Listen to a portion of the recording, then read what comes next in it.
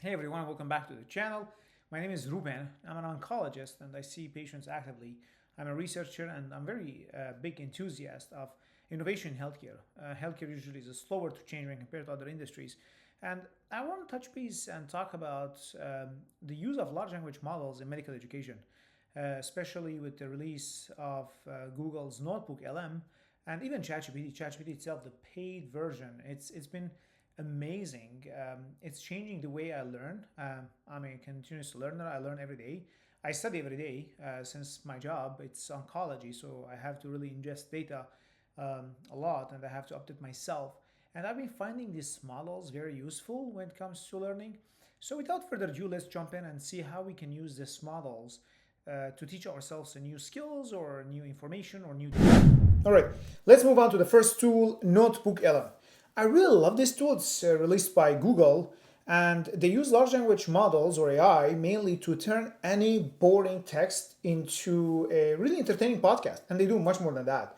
I will show you in a second. So here you can go to notebooklm.google.com, and it's going to go take you to Notebook. This is completely free. This is the best thing about it too. Well, actually, there are other good things too.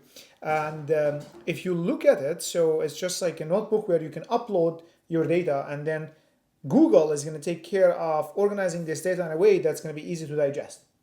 Okay, so let's say I'm a medical student and I want to learn about heart failure. Or, as you can see here, this is my notebook and I'm interested in machine learning, so I'm learning the automata theory. I'm interested in stock investment, so I'm learning a complex thing about stocks. And Notebook LM really does a good job when it comes to complex concepts. You want to turn them into a simple concept without going really into the nitty gritty details, right? So let's say I'm a medical student, I'm a physician, or I'm a non healthcare personnel. I want to learn about the pathophysiology of heart failure. And I found a good text. Let's go to, for example, Merck Manual, their website. I just highlight this text. Okay, so scroll down, Control C, Control Well. They are talking about the physiology. And let's take the pathophysiology, for example, or let's focus only on the physiology. I will go to Notebook and I will show you how to create. I already created one here, but I'm just going to, for the sake of it, I'm going to show you how to create a new notebook. So create a new notebook and you're going to upload the source. So this source can be a document from Google Drive. It could be a link, or it could be a file. That could be even an audio file, a recording of your lecture. But for the sake of this video, let's insert a copy text and insert. So now Notebook is going to take this text and process it. As you can see, it gives you a summary. It helps you to ask yourself questions before reading the material, to pay attention. And this is proven technique in medical or in education in general. If you have questions before going to a lecture, these questions are going to help you listen better to the lecture, to pay attention more to the important details of the lecture, because like not all the concepts of any lecture are created equally. There are some important concepts that you can summarize them in 5 minutes for a 1 hour lecture, and these concepts are important. And knowing these questions to ask yourself before going to a lecture are important things. So Google does that for you. It creates a frequently asked questions and it's create a study guide. If I click on it here and let's give it a second. Okay, so now you have a heart failure physiology study guide. So it broke it down into questions and answers. And if you're a flashcard guy or a flashcard person, this is also great, because like now, what is the relation between cardiac output, stroke volume, and heart rate? So this is the answer. You can turn this into a flashcard. Okay, so how does preload differ from afterload? And the answer is here. You can turn this into a flashcard. It's a nice way to create, and fast way also to create flashcards. But the thing that I really like the most is their ability to create a podcast. So if you click on the notebook guide and then you generate a deep dive podcast, this usually takes time. So I'm just going to take you to the page that I already created. Okay, just give me a sec and let's go here. Okay, so you have to know the limitations of this tool.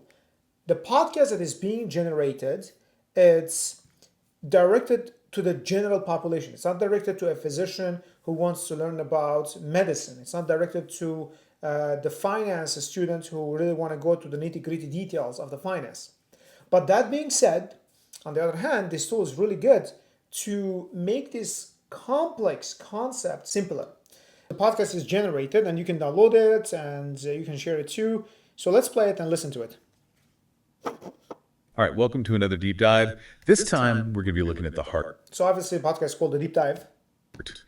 And, you've sent in some really cool stuff. We've got medical text, journal articles, even some diagrams. So it's clear you guys want to go This sounds hyper realistic. beyond Heart 101 here. Yeah, it seems like you're really interested in how the heart works, under pressure, especially when things aren't going so well, and how it adapts, and what happens when it just can't adapt anymore. Exactly. So we're going to be exploring all sorts of things like what makes the heart tick, what affects its performance, the incredible ways it tries to fix itself when things go wrong, and what happens when those fixes just aren't enough. And, speaking of what makes the heart tick, our sources all point to 5 key things that determine how strongly your heart muscle can contract.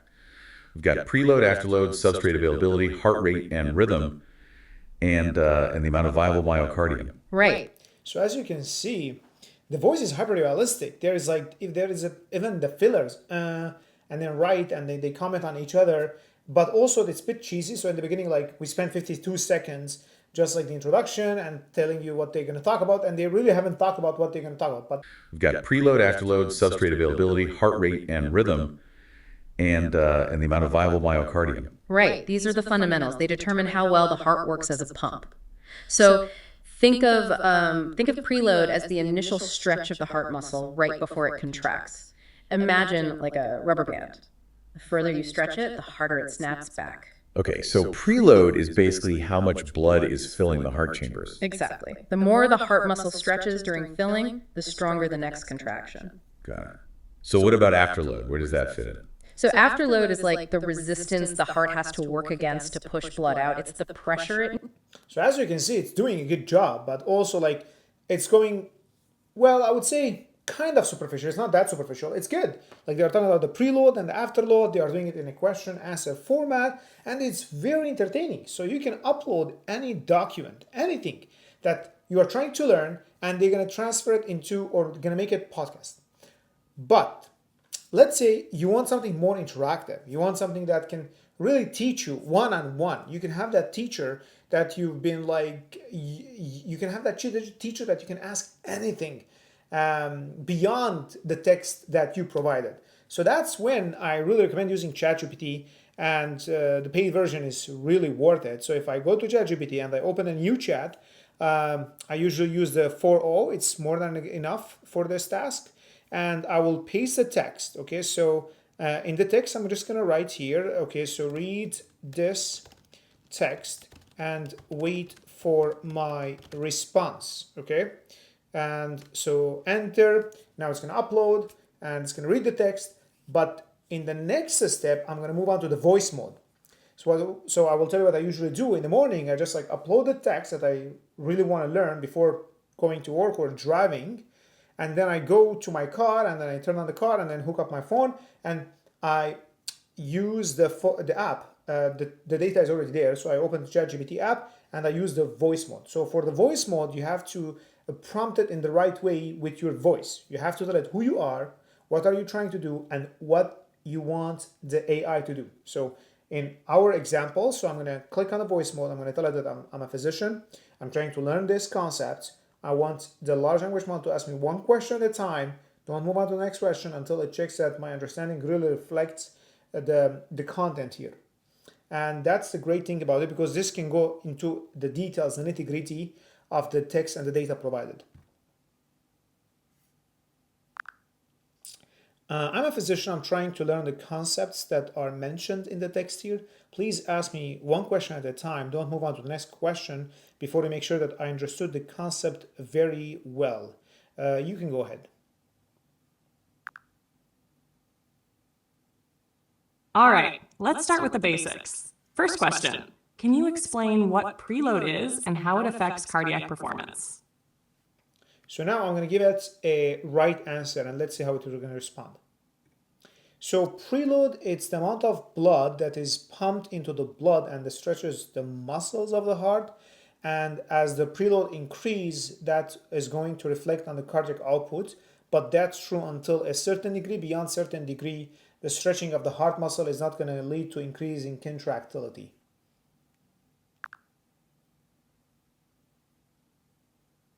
That's a solid understanding of preload. You're absolutely right. Preload is essentially the volume of blood filling the ventricles at the end of diastole, causing the myocardial fibers to stretch. This stretch, up to a certain point, increases the force of contraction according to the Frank-Starling principle. To deepen your understanding, can you explain how conditions like left ventricular hypertrophy or ventricular dilation affect preload? Okay, so now I'm going to give it a wrong answer, okay? And let's see how it's going to respond. I don't think that the left ventricular hypertrophy or the other conditions mentioned will affect the preload, would it?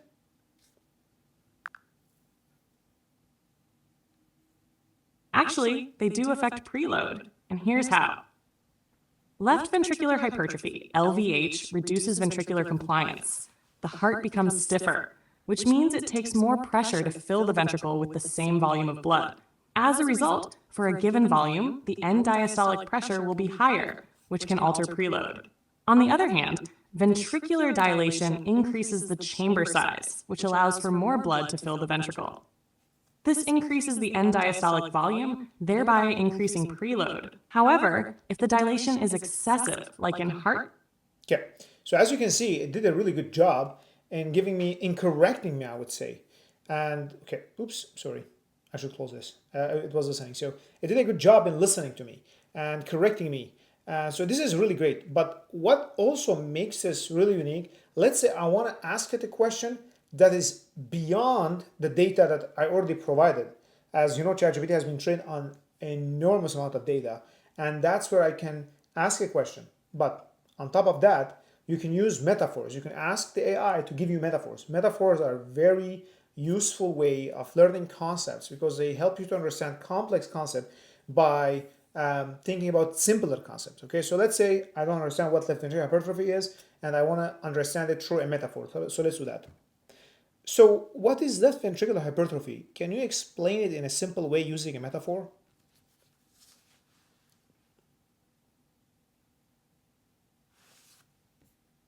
So sometimes you might get that error and it won't work after you unmute it. So what you have to do is click and then release once you're done speaking. Click with the mouse, right click, okay? Sorry, left click.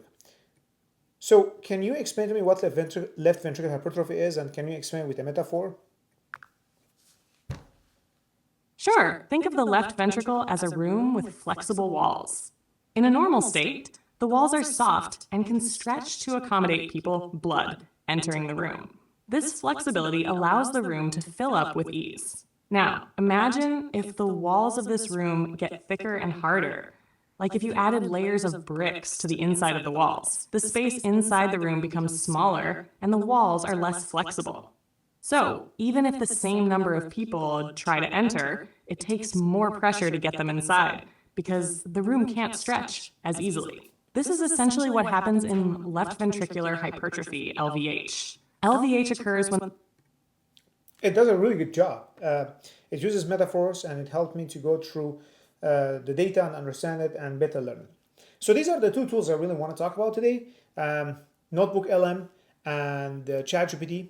So whatever data you have, no matter how complex it is, these tools are going to change education, medical education, and education in general. So these are the tools I usually use to learn any complex concept, and they are very, very useful. Notebook LM is for free. ChatGPT, I have the paid version. It's worth it. It's $20 a month. And you can just upload any data that is complex, hard to understand, written in a difficult English or any other language. And these tools are going to make learning them so much fun. I hope you enjoyed this video. If you have any questions or any comments, please leave them below. I'm going to address them. And I will see you in the next video. I have still a couple of videos about using AI in learning and medical education and education in general. Okay, I will see you in the next one.